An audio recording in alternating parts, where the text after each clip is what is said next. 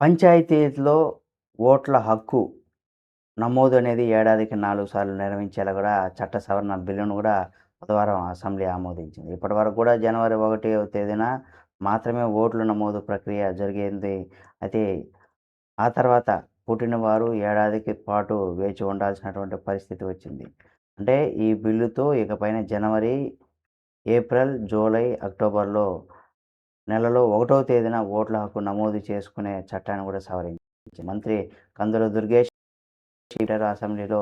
అలాగే మున్సిపల్ ఓట్ల నమోదు కూడా ఏటా 4 సార్లు చేయనున్నట్టుగా చెప్పుకొచ్చారు. మరి దీంతో రానున్న రోజుల్లో ఎక్కువ మంది ఓటర్ల సంఖ్య అవుతుంది. దీంతో ఆటోమేటిక్‌గా ప్రజలు డబ్బుకో, మద్యానికో, బిర్యానీ ప్యాకెట్‌లకు ఆశపడకుండా నిజాయితీగా ఎవరు కరెక్ట్ నాయకుడని ఎన్నుకొని ఓట్లేస్తే రానున్న రోజుల్లో ప్రతి చోట వారి యొక్క భవిష్యత్తుకు, రాష్ట్ర అభివృద్ధికి కూడా ఎంతకైనా దోహదపడుతుందని చెప్పుకోవచ్చు. ఈ వీడియో మీకు నచ్చితే లైక్ చేయండి. తప్పనిసరిగా ఇది 18 ఏళ్ళు దాటిన ప్రతి ఒక్కరు కూడా ఈ వీడియోని షేర్ చేయండి. మరిన్ని వీడియోల కోసం మన Telugu focus TV channel subscribe చేసుకొని పక్కన ఉన్న బెల్ బటన్ నొక్కడం మాత్రం మర్చిపోకండి.